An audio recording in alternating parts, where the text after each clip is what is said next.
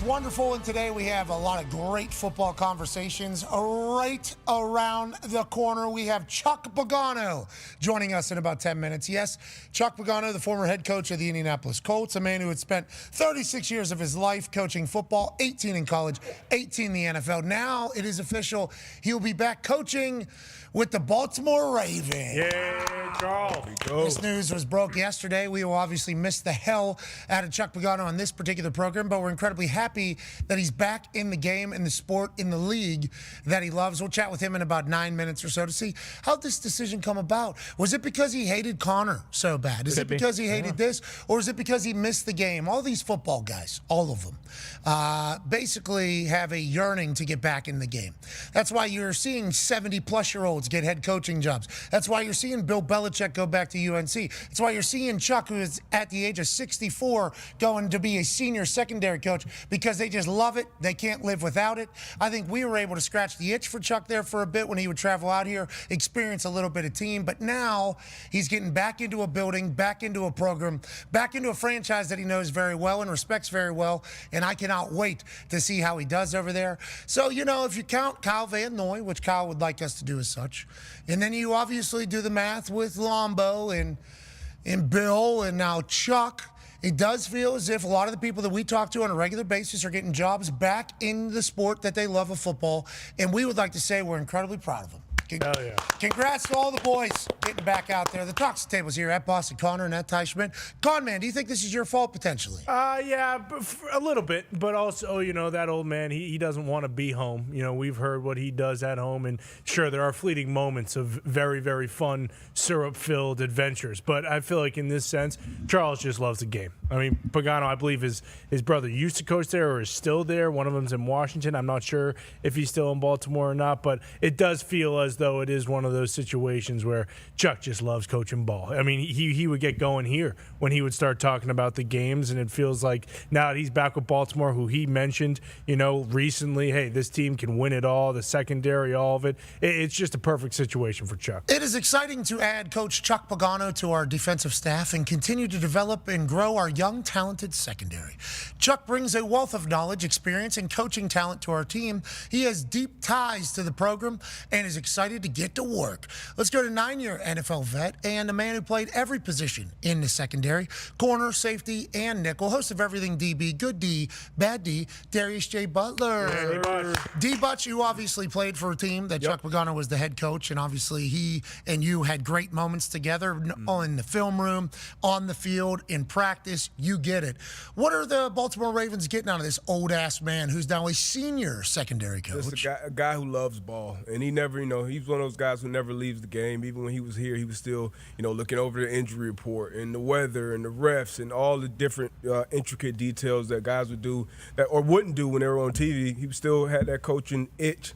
I'm glad he got back in there and being a senior DB coach. I'm not sure exactly what that title will be, but I'm glad that he's back in there, back in the building doing what he loves doing. He's 64 years old. The secondary coach is 60 years old. Jeez Louise. So I don't know if that's a junior. 4 years is enough to be a junior and a senior. Will he be calling the other guy a junior? Will he be called senior around the building? We don't know what all his job title will be, but we will chat with him in about 6-7 minutes, which leads us to 12-year NFL veteran, Super Bowl champion, player, coach. Is he going to get back into the coaching ranks? Whoa. AQ Shipley is here. That baby AQ. What's up, boys? You know, there's some coaching staffs that still need to be filled. Are you thinking about getting the whistle and the visor back out and maybe going to coach a little ball again, AQ? I am not. That itch is not scratching anywhere on my body at all. You don't have that itch is what you're saying. Yeah, that's exactly right. I have no ambition whatsoever to get back into it right now. All the words were in there, but the message was clear. Yeah, you do not have the itch to get back into coaching. Bingo. You're okay with not having to fix printers and fax machines at about 5 a.m. in the morning and all that? Not one bit. Chuck's going into a senior role, senior secondary role. I think, obviously, his respect for John Harbaugh is a big deal.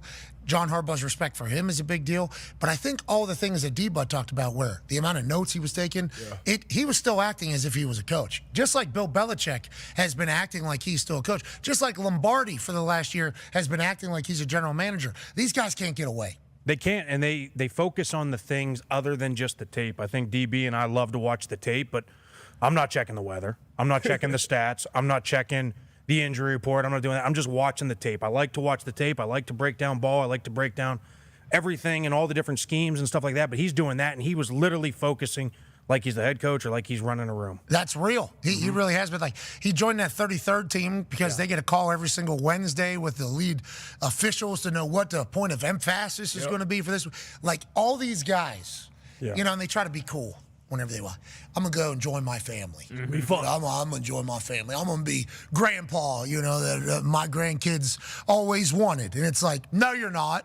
No, you're not. You're an old dog. You're a senior dog. You literally have no chance to learn new tricks. I think there's like a week, maybe. I think there's like a 2-week period where they're like kind of hands off, and that's the same amount of time basically in the summer that they get off, they're able to turn off. But once that gets into like 3 weeks, 4 weeks, a month, they just go right back into their old routines, and they can't help themselves. You know, we've been telling Chuck, and I've been talking to Chuck off air a lot about, when are you getting back into this? When are you getting back into this thing? And he was looking at some of the head coaching candidates or coordinator positions, and he was like, maybe I should. Maybe now is the time. I'll be incredibly fascinated by when he thought was going to be the time. Like last year, did he think was the time? But he wanted to delay it, you know? And how's Miss Tina feel about him getting back in it? He's going to say that she loves it because he's out of her hair yet again in this entire thing. But I am pumped to kind of get the mindset behind Chuck getting back into the gig. I was going to say you nailed it on the head. Listen, it sounds great. You want to spend a lot of time with your family. You want to be at home a lot. Speaking from experience, I love my wife. I love her. Love. A weekend, I need a break. She needs a break. Like, we need to be apart at some point. You guys have not been married long enough, I think. 10 years. We're on 10 years almost. Wow. Yeah. Decade? Wow. Yeah. But I would like to say congratulations to both of you for that. But it is, that's a very normal thing. Like, I think military relationships are similar. Yeah. You know, any job that involves, like, people being away and then coming back, and then whenever it's all of a sudden you're back in there, the family, like, harmony is just, the house harmony is just complete. So what, so now you're just here? Yeah, right. That's... Okay, we've had this thing figured out for 20, 30 years. Now you're going to drop in, you got all the answers? I don't think so. And I think that plays into a part of it as well. I think it's good for Chuck's soul that he's got back out there. Now, before we get Chuck, let's talk about another coach. Older coach has made a decision. Mike McCarthy, Yinzer, former head coach of the day. How you doing? What's up, boys? Yeah. Okay, yeah. Look at this guy, he's glowing. Wow. This is just like whenever we had Bill on that first week after he signed back with UNC. You could tell that his life was full again. It was like he was the happiest he had been. Chuck, congratulations on the Ravens gig. My first question would be, when did you start to kind of consider to get back into coaching? You know, we've chatted ad nauseum about, and we started the show with, you know, you football guys, this is kind of what your life is. It is ball. You've been acting as if you're a head guy basically this entire time you've been retired. You show up here, you have 3 notebooks full of notes. You're in calls early in the morning with the 33rd team. You've been acting as if you're still in the league while you've been out of it. But when did you decide, you know what, maybe I should be getting back into this thing? Probably the day I retired. They walked away in 2020, to be honest. I've always thought about it, Pat, and you know, being around you guys and doing the gig with you and the 33rd team, and then hanging around, you know, Boise State, the coaches here, you know, Pat, it's always been in the back of my mind. It just had to be, you know, the perfect situation. And, you know, obviously, you know, I'm very, very familiar with that organization. That had a ton to do with it. The role is absolutely perfect. You know, I'm really not dying to be a head coach again and have all that responsibility, a coordinator, all the pressure that comes with that. Just an opportunity in this role to go help, you know, John and this organization and that defensive staff, Zach Orr, they've got a great staff over there. So the role was important. Obviously, people matter. You know, I know the people in that organization. From the top down, it's the gold standard. Steve Bisciotti, Ozzie, who's was the GM, Eric DaCosta, who's now the GM, John Harbaugh, the staff, everybody in that building. I know all those people. Not much has changed. So it always comes down to people, right, Pat? Just like the people you have there. And, you know, and then the last thing, you know, what'll pull you off the couch is opportunity to win and win it all. They built a phenomenal roster, as we know, right? We've been watching them. They are a wagon from top to bottom. Eric and John and that personnel staff, that coaching staff, they built one hell of a roster. They've got a bunch of dudes on both sides of the ball and special teams. So those things, all those things we just chatted about, yeah, I've never really stopped. I think you probably knew that. The boys probably knew that. You could feel that. But this opportunity was just too good to pass up. Okay, we're incredibly happy for you, and you're right. You did never stop, and it is funny to hear you. Like the day I stepped away was the day I was like, I regret this. I regret this. How am I going to survive? You have done a fantastic job with us. You've done a fantastic job with your family, and I wonder, because you just talked about nobody, the same names basically being there in Baltimore. Watching Hard Knocks in season, was that something too there? Because they were back in that Baltimore building, back in the Ravens practice facility. Is that the reason that did you reach out to John, or how did kind of the conversations begin with you and Harbaugh? We have always stayed in touch, Pat, via text message, a call here and there, holidays, family, very close with John. And it's funny, I texted him last week, and I was texting for a friend, a fellow coach that was out and looking, for an opportunity. So I reached out, text John, and says, hey, I've got a name for you, potential, spot on your defensive staff that you have open. And I was traveling back. It was last Thursday, right after the show, Pat. So I was at the airport, and I was getting ready to get on a plane. So he says, hey, I'll call you back in a sec. And I said, hey, I'm getting on a plane. Can we talk tomorrow? So we talk on Friday, talk about this potential candidate, whatever. And then the question comes up, hey, how you doing? You good? You itching a little bit? You feeling like, maybe there's, want to get back in some capacity? And so a conversation started, led to a Zoom call yesterday. Talked a lot of ball for a long time. Talked about a lot of things, and it just came out of nowhere, really, and very, very grateful that John would give me this opportunity to go back to a place where, like when I went to Baltimore in 2008 with him his first year, that organization, that franchise, the success that we had, as a DB coach and then a defensive coordinator my final season, Pat, it changed the whole trajectory of my career. I mean, it changed everything. We lose a heartbreaker in that AFC Championship game, and the next thing you know, you're sitting at a desk and you're get an opportunity to be the head coach of the Colts. So I owe that organization a ton. Okay, so let's talk about your role that you came in to be. Hey, Cush has a question for you, Coach. Coach, congrats. We're all pumped for you. But a quick question, right? So whenever this whole thing came about, just want to know what senior assistant second are you guys going to be working? Are you specifically with the safeties and he's with the corners, or are you guys going to be working as a team, or vice versa? Yeah, great question. Because you want to go in on these things with a ton of clarity and take out as much gray AQs as possible, right? On what that role looks like. They have secondary coaches right now. Chris Hewitt is the, pass game coordinator, secondary coach. Doug Mallory coaches in the secondary.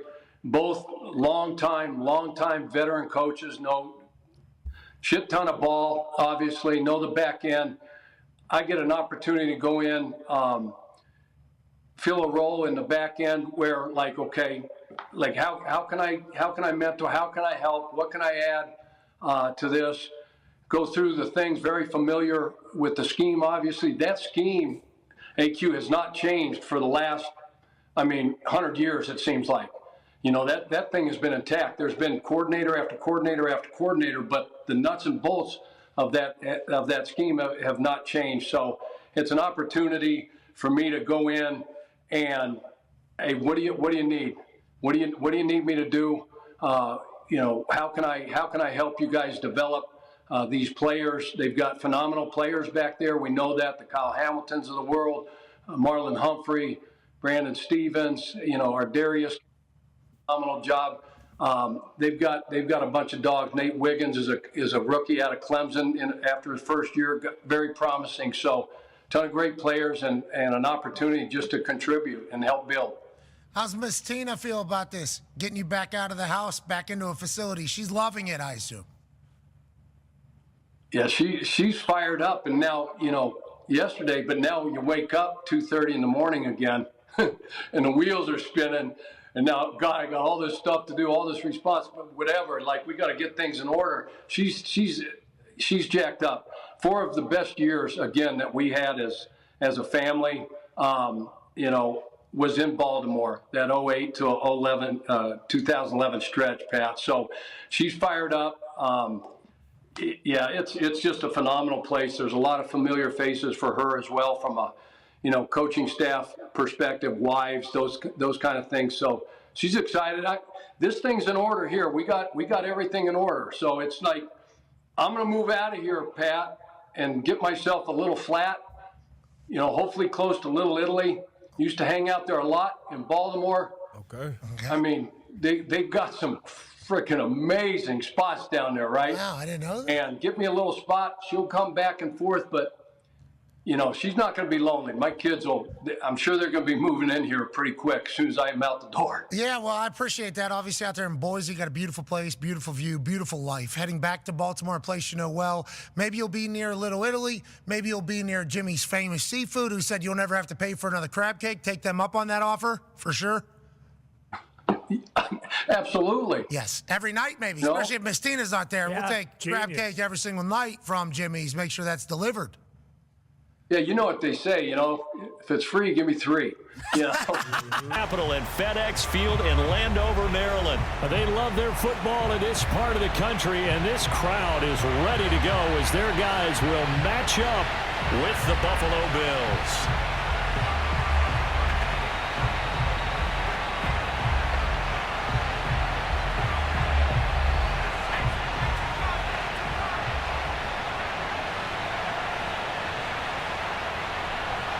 Two teams more than ready to get this one started. And we are underway from FedEx Field.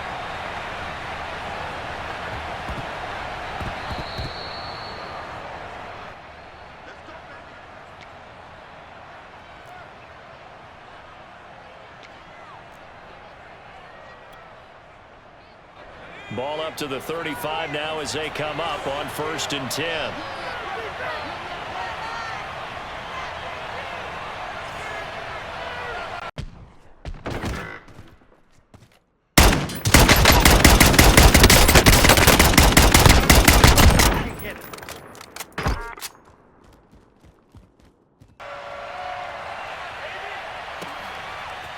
Bringing it out of his end zone, Isaiah. And all deep in his own territory. He coughs up the football. That's what it is, baby. That's And what he it will is. score. Touchdown, Washington. John Bates. Excellent work there to get in on the touchdown run. And Washington has tied the ball game with the extra point still to come. Now it's Hopkins to add the extra point. And with that, his guys take the lead here by a point. And they'll try again 2nd and 10. They'll fake the handoff. Now Smith. And he's taken down. This will be a Brown sack. Okay, you know my bias is about to come out here. A lot of people would think that the offense is just moving in the wrong direction. I'd say they're moving in the right direction because the defense is pushing them back. Former defensive guy. Now, as a quarterback, 3rd and long, you really got to rally the troops here, don't you? Yeah, you do in a big way. And what else do you have to look out for? More pressure coming at you because it seems to be working pretty well. 3rd and long, it's Smith escaping the pressure right. Slings this deep. This is caught inside the 15. And he takes it in. Touchdown, Washington. A pretty decent game. Other quarterbacks, they have a hard time getting past it and often put the ball up for grabs the rest of the ball game. And a productive gain out to the 14 after starting at the 7. It's a gain of 7. 7 yards the pickup there. 3 yards remain for 2nd down.